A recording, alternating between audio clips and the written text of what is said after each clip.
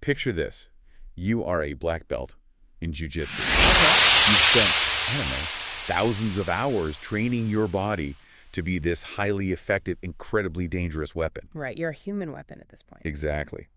And you are out enjoying a completely peaceful evening with your wife. Just a normal night.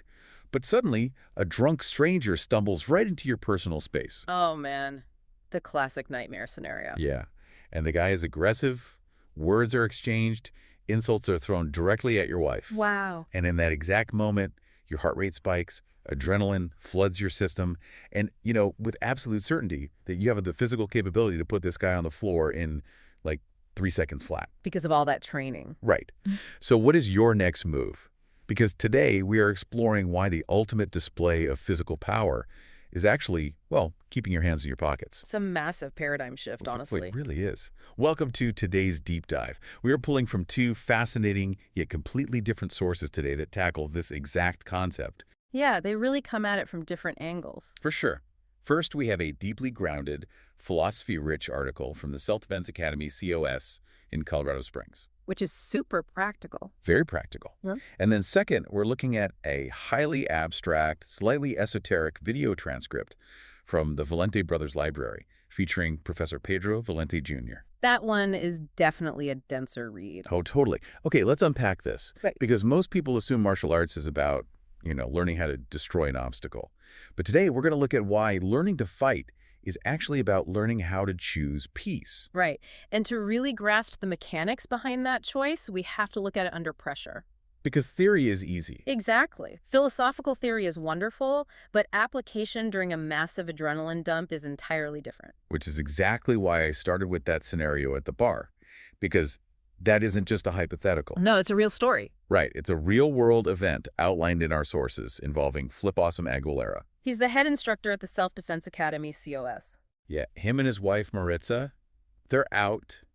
This drunk guy intrudes, disrespects Maritza, and the tension in the room it skyrockets. I can only imagine. Everyone around them is holding their breath, waiting for Flip to just lay this guy out. Which is the classic biological trap, right? That is the exact moment where millions of years of evolutionary fight-or-flight programming just kicks in. Because your brain recognizes a threat. Yes, and cortisol and adrenaline flood your bloodstream. You get tunnel vision, your breathing gets shallow. And your ego is probably screaming at you, too. Oh, absolutely. Your ego absolutely screams for satisfaction. It demands an audience, and it demands that you prove you are not someone to be disrespected. Exactly. Yeah. But Flick doesn't swing. He steps back. He just creates distance. He chooses not to engage. Yeah. And having a black belt in that situation is like holding a winning lottery ticket, but choosing to leave it in your pocket. This is a great way to put it. Right. But I have to ask, if you have the skills to effortlessly end the altercation, why on earth would you choose to just walk away and create distance? What's fascinating here is how we misinterpret what an aggressor is actually looking for in those moments. What do you mean? Well, most street-level aggression, especially alcohol-fueled aggression, is really just a search for an ego clash. They want a reaction. Exactly. They want the reaction. So when you refuse to give them the reaction, when you completely remove your own ego from the equation, you often short-circuit their entire aggressive loop. Oh, wow.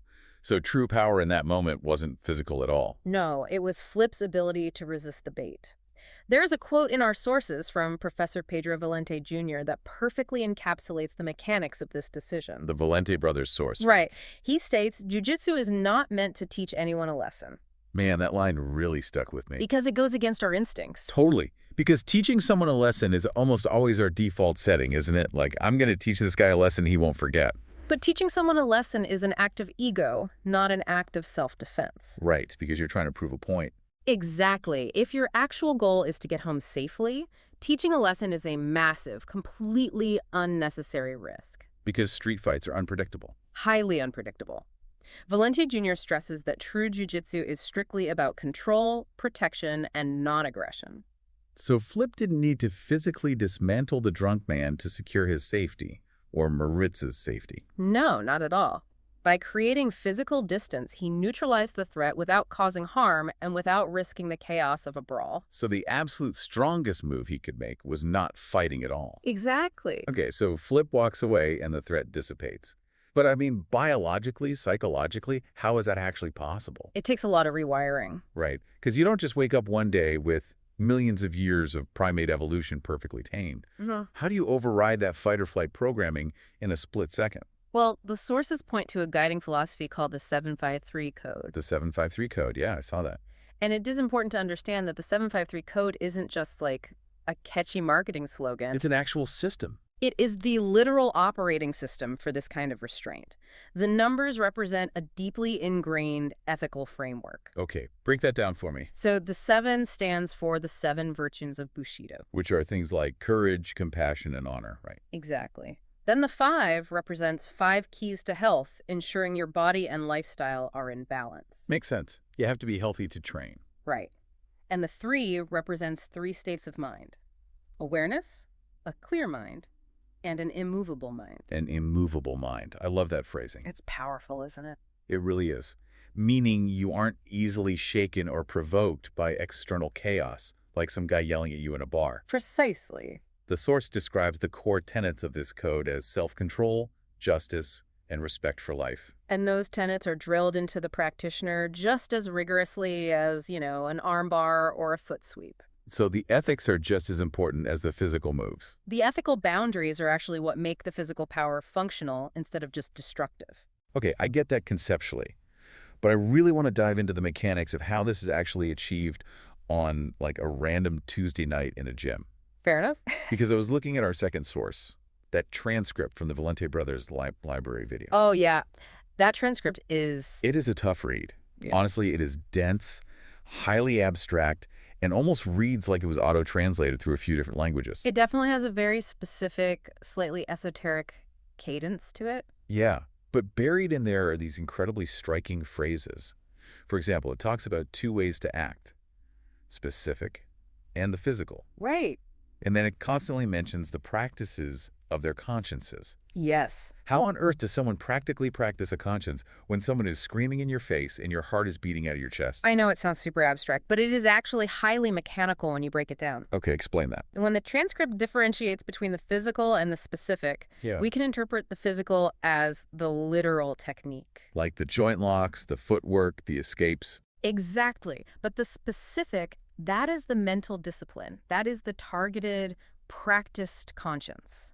So practicing a conscience means what exactly? It means deliberately habituating your mind to remain analytical rather than emotional when you are under extreme physical stress. Give me a concrete example of that. Yeah. What does practicing a conscience actually look like on the mat? Okay, think about the first time a beginner is put in a chokehold during sparring. They probably freak out. Oh, completely. Yeah. Their evolutionary panic response screams at them to thrash around, to expend all their energy, to basically let the amygdala take over. Right, just pure panic mode.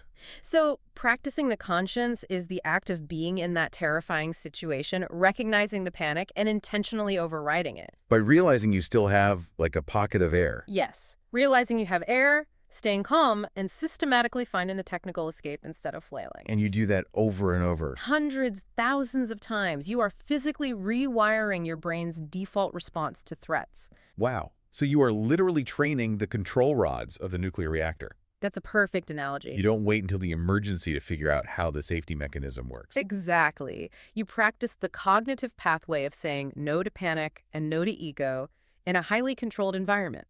So when the adrenaline floods your system in a real-world scenario, like at the bar with Flip, Your default, hardwired response is observation and distance, not a blind, aggressive reaction. okay, that makes total sense. You are basically building a brand new instinct. Exactly. But I have to bring up some of the other metaphors from this Valente transcript Oh, there's some wild ones in there. because they are wildly intriguing and almost bizarrely poetic.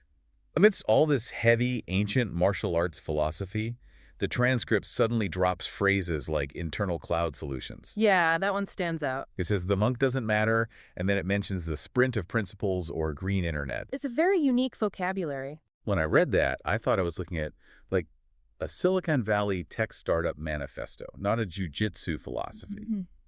What is the text trying to tell us here? If we connect this to the bigger picture, those seemingly esoteric modern phrases actually form a brilliant psychological framework for the modern practitioner. Okay, let's look at the internal cloud solution first. Sure. Think about it in computer science. A cloud solution is a way to offload and organize massive amounts of data so your local machine doesn't crash from being Right, overloaded. you upload the heavy files somewhere else so your computer can keep running smoothly without freezing, Exactly. Now, apply that to a high-stress confrontation. like the bar. Yes. When that drunk stranger gets in Flip's face, Flip's brain is suddenly flooded with data. Fear, anger, pride. Plus the layout of the room, his wife's location, the opponent's body language. It's a massive data dump. And if he tries to process all that emotional data locally, In his immediate consciousness, he crashes. He panics, or he attacks blindly. oh, I see. True jujitsu requires you to organize your mind like that internal cloud. You store the emotional noise, the anger, the ego, the pride oxide. You upload it to the cloud. Yes, keeping your immediate cognitive space clear and unburdened so you can make rational, life-saving choices. Oh, wow. I never thought of emotional regulation like RAM in a computer. It's a great metaphor. You are intentionally freeing up processing power to deal with the actual physical reality of the situation instead of getting bogged down by the emotional insult. Exactly. That is brilliant. Okay, so what about the monk doesn't matter? That is perhaps the most profound grounding principle in the entire transcript. It sounds almost dismissive of monks. It's not dismissive, but it's a critique of isolated enlightenment. It suggests that it is very easy to be peaceful, zen, and totally restrained when you are a monk isolated on a mountaintop. Right, when you are completely removed from the friction of human society. Exactly. But that kind of secluded peace isn't what jujitsu is aiming for. So the monk doesn't matter because, true, tested discipline has to be found in the real, messy, chaotic world. Yes. Your peace has to work in a crowded bar with a drunk guy screaming at you. It has to work during rush hour traffic. It has to work in reality. It is peace under pressure, not peace in a vacuum. Okay, that is awesome. And I'm guessing that leads perfectly into the green internet stuff, It does. The green internet of principles. which again sounds like an eco-friendly broadband initiative. It totally does, but think of a green internet as a sustainable, healthy, continuously interconnected network. Okay. The transcript is arguing that your moral framework, your application of the 753 code, cannot just be isolated incidents of good behavior. You can't just be peaceful on the mat and a tyrant at work. Exactly. It has to be a living, interconnected network of principles that govern how you interact with everything and everyone around you. So it's a sustainable ecosystem. Yes, a sustainable ecosystem of respect and restraint that runs constantly in the background of your life, connecting your physical training to your everyday morality. Here's where it gets really interesting, though, Oh, yeah. because we are talking about these massive, deeply psychological frameworks. Very heavy stuff. Right. Internal cloud solutions, taming the ego, building sustainable moral ecosystems, overriding evolutionary biology. It sounds intense. It does. You would expect the place that teaches this to feel like some intimidating, ultra-serious warrior monastery hidden away in the mountains. That blood on the mats. Yeah. But then you look at how Flip and his team actually teach this to the public. The Self-Defense Academy, COS, operates out of the basement of a quiet co-working space in Colorado Springs. Not exactly a mountaintop temple. No. The environment alone tells you this isn't some testosterone-fueled fight club. But what they are doing to bridge the gap for everyday people is completely unexpected. It really is the antithesis of the stereotypical, intimidating gym environment. Absolutely. If you look at the community feedback from the sources, dozens of people who openly admit they're completely unathletic. Or that they have always been deeply intimidated by martial arts. Right. And they aren't talking about choke holds and arm bars in their reviews. They are talking about making sushi. The sushi and self-defense classes. Yes.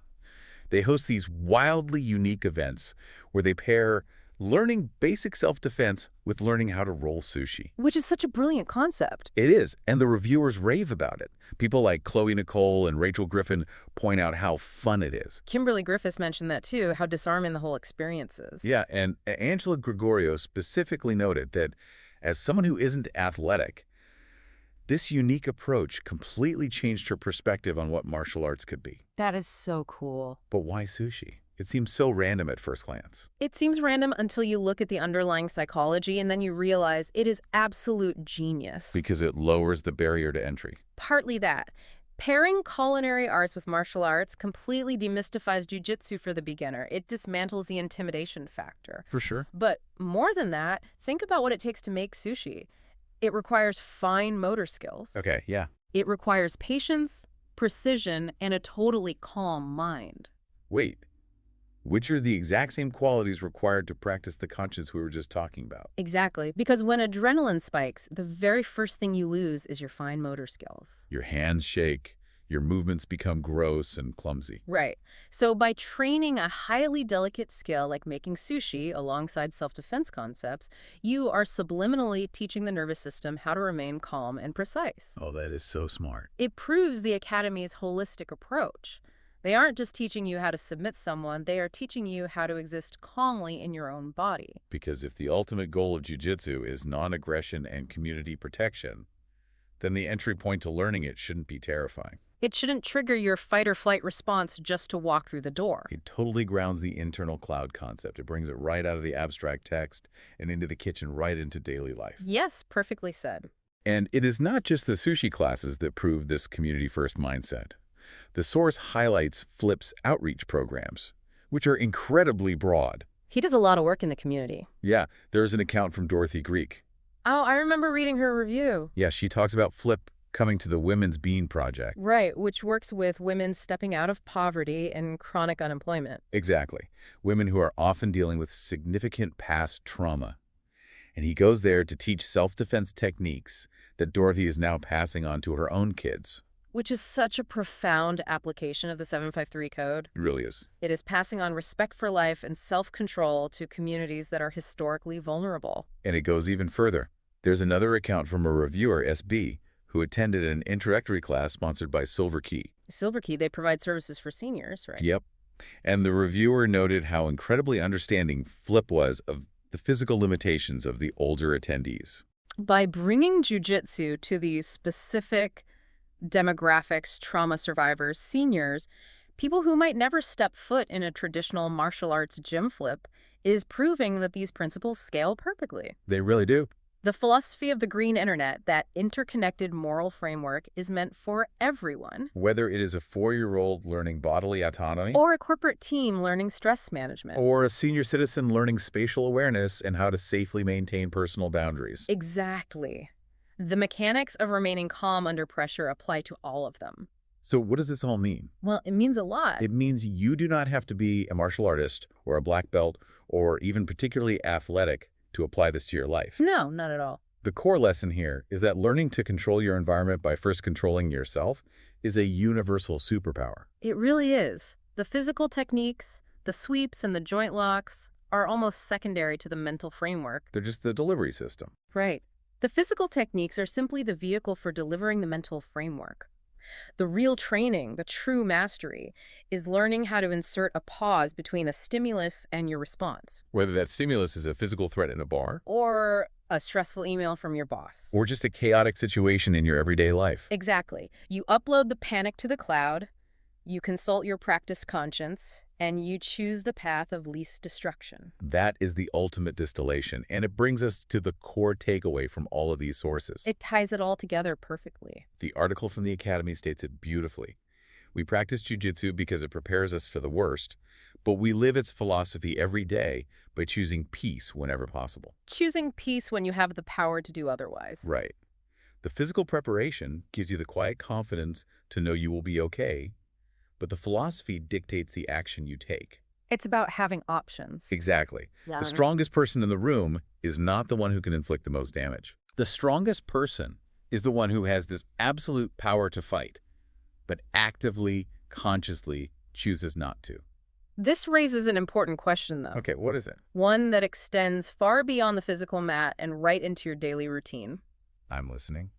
We have established that the highest expression of martial arts is the discipline restraint from using physical force. Right. But how might you apply that exact same discipline restraint to the non-physical conflicts in your own life? Oh, that's a great point. Think about the heated arguments with a partner, the toxic workplace drama, or just the relentless baiting of online disputes. Twitter fights, basically. Exactly. What is your personal equivalent of walking away from the drunk guy at the bar? Wow. How do you keep your winning lottery ticket? Your ego, your sharp retort, your desperate need to be right in your pocket when every single instinct is screaming at you to cash it in. That is a phenomenal thought to leave on. It takes practice. It really does. Because Yeah. the safety switch isn't just for heavy machinery or black belts. Yeah, it's not. is for our words, our reactions, and ultimately our peace of mind. Absolutely. Thank you so much for joining us on this custom deep dive. They could. Keep questioning, keep exploring, and we will catch you next time.